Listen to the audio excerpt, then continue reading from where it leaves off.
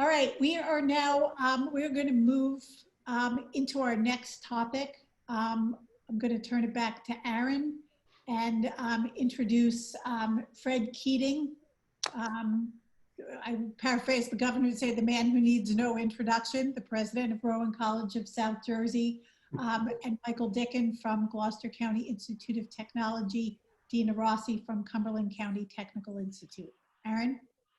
Great, thank you, Judy. And that was a great panel. Thank you to our friends and colleagues in Morris and Bergen for sharing your innovative programs.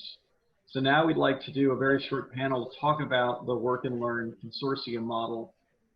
And as many of you know, the legislature passed in January of this past year unanimously legislation that would establish the Work and Learn Consortium model as a mechanism for deeper collaborations between county colleges, community colleges, and county vocational technical schools. This legislation, as I said before, was passed unanimously, signed by the governor. And I think that's an indication of the commitment and understanding of the legislature and state leaders that the community college county vocational technical school partnership is really, really important. So the legislation, which was championed by Senate President Steve Sweeney, but introduced by and sponsored and co-sponsored by a really diverse group of leaders in the legislature, is really intended to create a model for collaboration. And in many ways, it's built on a lot of the innovative work that's happened at Rowan College of South Jersey in partnership with the county vocational technical schools, both in Gloucester County and in Cumberland County. And so I'm excited to have an opportunity for all of us to hear more about that model. So the purpose of the Work and Learn Consortium legislation was to create certificate and degree programs that would lead to employment in industries that have a high demand for employees. And it was really the legislation which, and we will send all of you a link to the legislation following this event. The legislation says that a county college and a county vocational technical school district shall create a Work and Learn Consortium that brings together a set of partners to build these academic and non-academic partnerships to provide students with an opportunity to earn stackable credentials, and then develop that guided pathway for students so that they know the path that they are on. So with that very quick introduction, I'd like to introduce President Fred Keating from Rowan College of South Jersey. So Fred.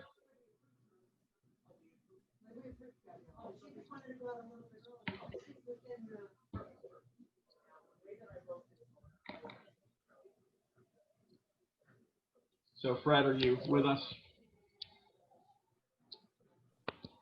Good morning. I'm here. All right. Good morning, Fred. Good morning, Judy, Aaron, everyone. Great to be back with the county vocational superintendents. Still pride myself as probably the only one who's ever served in both capacities in New Jersey. So having that unique perspective is something that I am proud of, but also I recognize that it's given me a lot of opportunity to work with some great people. And Mike and Dina are two of them that in the Rowan College South Jersey model that we have at Cumberland and Gloucester County. As already mentioned, and to be brief, knowing that we're on 5-minute clips, the legislation came and the governor signed it back in January 21st of 2020. I would call this the best kept secret in New Jersey. If we questioned each other if such a bill exists and the governor signed it into law, I think we would fail the test that we know it's even out there. So it comes down to today, which I think is timely, because the focus is on the relationship of the two entities, the county college and the vocational system, that this piece of legislation, if we could dust it off and make it breathe, that what we would get would be, again, another brick in the wall of the relationship between the two parties. This came from a conversation that actually I had with Aaron at one of the county college president's councils, with the idea that tail and dog wagging the tail or tail wagging the dog, that labor would and should tell us in education the field and the area of need in that geographic region or our state, and that we would develop pathways to get to that credentialing.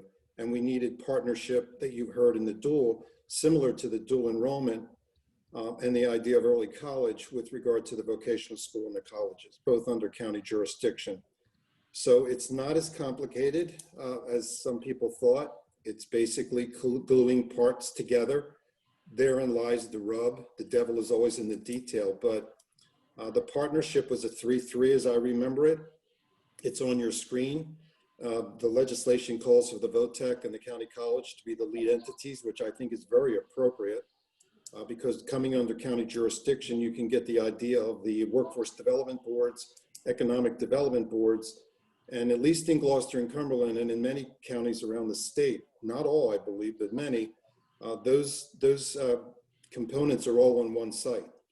So this idea that we're talking about a campus approach, economic development and workforce development, the one-stops, the job center, labor, which brings DVR for special needs populations, having them on soil, just like a high school component that you just talked about, really completes the campus. So the trick is, as I heard on my colleagues earlier, about the relationship, the county vocational school, the county college, and a 4-year college or university. And I know that today we're focused on the vocational and the college, so I'll just leave that one out there. But in my opinion, you need to have closure up to at least the baccalaureate. So the idea of the two county entities to be pushing it together, you have the workforce development, the chambers, and business and industry. We did most of our work through the chambers of commerce. They actually now are physically located on the Gloucester campus, and we're trying to find a way to connect them more to the Cumberland campus. So with that, Aaron captured it. We basically took the best practices of both. We let labor direct us in the areas. Once we established the curriculum, we put it in that it was an idea that we would work with the high school with the overlapping aspect of dual enrollment and high school option curriculum. We got into the idea of having these industry valued credentials, and we needed advisement from labor, and we have those advisory boards on all of your campuses. So the idea of what's the credentialing of the future. And then we got into the idea of a pathway that was guided, which is the terminology of the last few years. So we just grabbed it with the idea that we had specific advisors. Prior learning was baked into the cake, PLAs. We felt strongly that you had to have a prior learning assessment opportunity for non-traditional students. We used some phrases, and we still do, of on-ramping and off-ramping, meaning an individual comes in, brings credential to it, brings a resume, credits established, credential is identified. Once they achieve the beginning credentialing, they may go back to work or to work, and then we would encourage the employers to allow them to come back. So one thing we did was incentive the chambers of commerce that they could send their employees back to the college for continuation of degree or certificate, and we gave them a reduction in price if they were a member of the chamber. The return was they had to provide internship opportunities. That was the quid pro quo. So this idea of getting experiential learning baked into it was a critical piece as well. So when you look at those pieces and you put them together and you put it under the leadership of the college and the VOTEC, now it comes down to the cooperation of the entities. And I know that varies county to county, but the hardest part was to get the 6 parties in a room, at least willing to, as I've heard earlier, talk and recognize that territorial issues were not that critical, that we all had a common theme and need. Now look at us in a pandemic. If ever this thing made sense, it's today. Because if we're going to exit this, the prior call I had to make to get onto this one was the mayors of Cumberland and then the mayors of Gloucester County with their associations. The conversation was, how do I put my people back to work? So since we're sitting in record unemployment and we've lost our connective tissue to the high schools, we're both going to suffer, whether you can open or whether we can continue online and survive this pandemic. So I think structurally, my closing thought on this gives us structure. We all do this, but we do it in 21 counties differently and to varying degrees. This provides structure. Think about it being a law blows my mind because I haven't heard anyone talk about it until Judy and Aaron said, do you want to bring it up at this conference? This is a sleeper, but I think if we wake it up and we incorporate it as part of who we are as two entities that are, related and right on the hip of each other, even physically, that we could take the lead. And I think we need politically and perceptually to take the lead in this idea of a work and learn model, which gives an individual the opportunity from stacking their certificates in vocational high schools and their diploma. And we put a stackable credential right in the freshman year at the college based on the industry. Then we went to the associate degree. Rowan University brought in a CUGS, a certificate of undergraduate study, in the junior year, and then they capped it off with the baccalaureate, generically as business studies. And then in many cases, the student broke out into individual specific training of one of the 7 schools at the university. But in our case, we are the foundation and the persons that can put this thing together and let it be alive. So I think it needs to be, rebirthed. I think that both of our councils should take a hard look at this. Again, it provides discipline and structure in the makeup and the pathway. It brings in all of the pieces that float out there of guided pathway, prior learning, internship opportunity, labor relevant, where did you get your data in workforce and economic development? And it makes the county situations in those arenas, I think, be more responsive to the educational partnership. Speaking for myself only, I found there was always a disconnect when I was at the vocational school and when I'm at the college with regard to workforce development and labor. It was kind of like a handshake agreement. And I still credit Aaron with turning me around to thinking that this is the dog wagging the tail, not the tail wagging the dog. Industry and labor should be telling us in education what are the training components for the workforce of today and tomorrow. We should respond and be partnered with them, and we should structure this design. And I recognize the hard parts to get a 4-year school in play.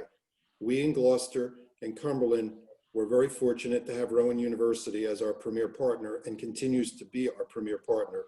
One of the deals in our arrangement was that they would work and cooperate in program development, credentialing, and capstoning off a baccalaureate. So this goes from high school to a bachelor's degree, off and on anytime you want. Chambers of Commerce have all bought in. The uniqueness is Gloucester has 1 chamber. We're in Cumberland, we have 3, Bridgeton, Millville, Vineland. So having this mixed bag, it makes it a little awkward, but again, the one-stop centers and development are on the campuses. I would encourage, and I've encouraged those legislatively, and when you look at the individuals that sponsored this, you touch almost half of the counties in New Jersey. So I know there's political backing. The concept is simplistic, yet it's something we failed to do. And I think this is just an opportunity to put a frame and a structure on the concept so that we know how to behave and that we behave in a similar fashion. And in doing it, I think we can take an individual from high school. More importantly today, what the mayor's just told me, how about the non-traditional workers that are underemployed, unemployed, seeking to change their career, now have a structure of reentry. And the PLA should not just belong to Thomas Edison. I think we should all get involved in that with them or on our own. That prior learning does count. Credits do work. The hardest part was getting faculty to buy into the concept that experiential learning would count as credit. It wasn't CLEPing as much as it was just bringing it in experientially. So if you can get that kind of cooperation, and we have in Gloucester, and now that we're merged with Cumberland, we're working, and I'm working with Dina, and this was all part of our strategic plan coming forward when the pandemic took us all down.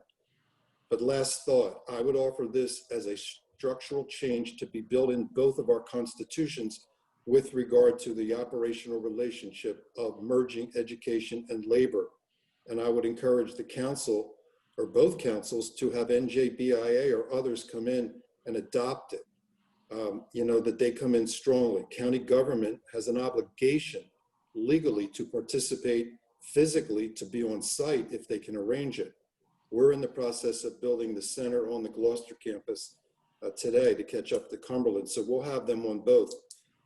And closing one thought, I would say in the end, we've talked to our counties, and you know, if I were king, I would make the workforce development and economic development and workforce development boards part of the county colleges, and have it truly one entity that operates the vision of labor demand and how do I get to it with technology and training, and how do I keep it going through chambers and other considerations of business and industry.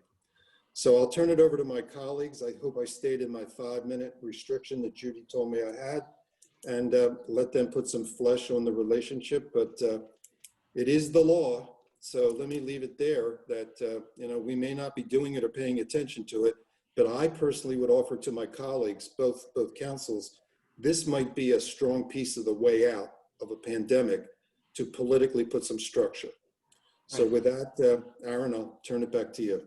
Thank you, Fred. Thank you for that overview and of what you're doing in the model.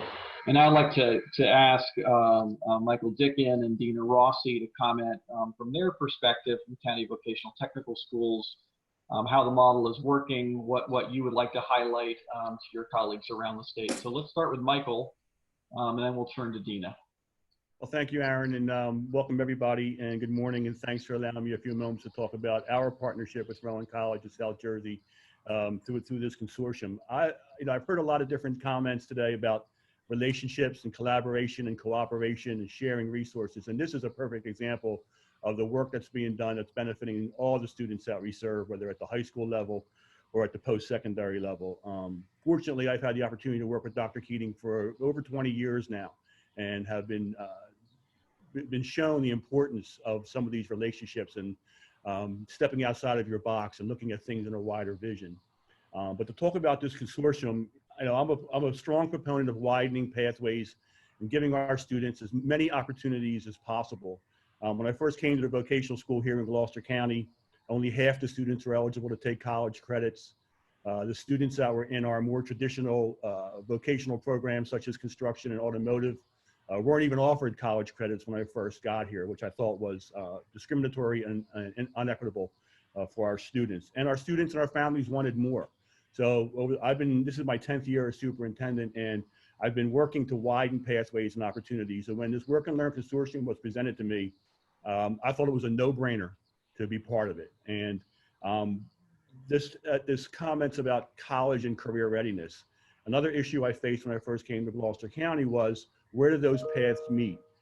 We have 5 classrooms at the college now and about 180 seniors taking full or part-time. And when we first introduced that part of the program, some of my faculty really had a difficult time with, are we moving away from the mission of true vocational schools as they saw it? And we've worked hard to change that mindset, and we have really worked hard to make our students more marketable and give them as many equitable opportunities as possible, regardless of what career fields they chose, because as we all know, these career fields are now intertwining. I have engineering students who are taking automotive courses, automotive students who are taking engineering courses, cosmetology students who are taking business courses. So that's, students want more today. And this consortium gives us that opportunity. But when I was presented with the benefits to the student, those that I'm responsible for serving, I just couldn't say no. And here are the benefits that were presented to the students that are either at the college or to Gloucester County Institute of Technology in Cumberland County. Graduates prepared to enter in a high demand field. Eliminating concerns and anxiety about postgraduate job opportunities. Affords multiple industry value credentials, making our students more marketable. Excuse me. Providing flexible stop-out points at the end of each academic year. As Dr. Keating said, especially during this pandemic now, families and workers and employees and students have so many other needs going on, giving them opportunities, as Dr. Keating mentioned, the on-ramps and the off-ramps. Internships are so important to vocational schools and our students, another benefit to students. Converting work experience and prior learning, turning them into credits. And of course, ensuring academic compliance with internships, as I mentioned. So when all those things were presented to me, that opportunity I could not pass up. And we've been so fortunate, and the people who are the most fortunate are the students who attend our schools and the employers who are getting a much more talented student who has more industry credentials who can help them, especially during this time of economic need. And that's my 2 cents on Work and Learn Consortium from Gloucester. We're grateful to be part of it, and I'll encourage anybody who's not part of doing something like this to strongly consider it. Thank you, Michael. And then let's turn to Dina in Cumberland for your perspective. Good morning, everyone, and thank you. And I'd like to thank Dr. Keating and Mr. Dicken for their presentation. So you all may be wondering, how do you start? And you all know I'm the new kid on the block, 4 years old only in that newness. And I had the distinct advantage of having all of these models kind of in formation, but also that our county put the Center for Workforce and Economic Development on the college campus prior to us opening our doors here. As most of you know, we are also located on the college campus with the literal pathway between both, all 3 institutions. So how do you start? And what we felt was necessary here in Cumberland County, and what has served this process well, and Gloucester also is an example of this, is that it was very important for us to go to the businesses and the industries first and ask them what it was that was important, not only in an employee, but what type of employee were they looking for as far as college credits, as well as extension in positions. So that was our first and largest task, but it was through their support and those conversations with institutions like Inspira Health Network, with South Jersey Steel, with a lot of the advanced manufacturing companies that are here, especially in food processing, to ask them their specifics. And we asked, but then we also tailored programs that were unique to those asks. And that was the most integral piece of all of this. We heard today about dual credit and dual enrollment, which we all have our unique spin on, but it really was the extension of the pathway to the business and industry, saying, are we on the right track? Are we giving you the employees that you need in order to sustain your businesses and also sustain our communities? So if all of you are considering these types of opportunities, it's really important to start with the businesses and industries within your county in order to have a really strong picture of what they need. And I thank you for having us present. I also thank you for all of your support throughout these processes and trying times. And if I can be of any service to any of you, I would be happy to answer any questions. Feel free to email me. And thank you for giving me this opportunity, Aaron and Judy. Thank you, Dina. Thank you, Michael. Thank you, Fred, for your words and for sharing the innovative work that you're doing both in Gloucester and Cumberland in partnership with Rowan College of South Jersey. So thank you very much. So we'd like to ask a poll question as a transition to our small group breakout session. So Jake, if you could put the poll question on the screen. Now that you've learned more about the Work and Learn Consortium model and the related state law, is this something that will be helpful in your county? And I'll give you all a minute to click yes or no, and then we'll transition to our next sessions.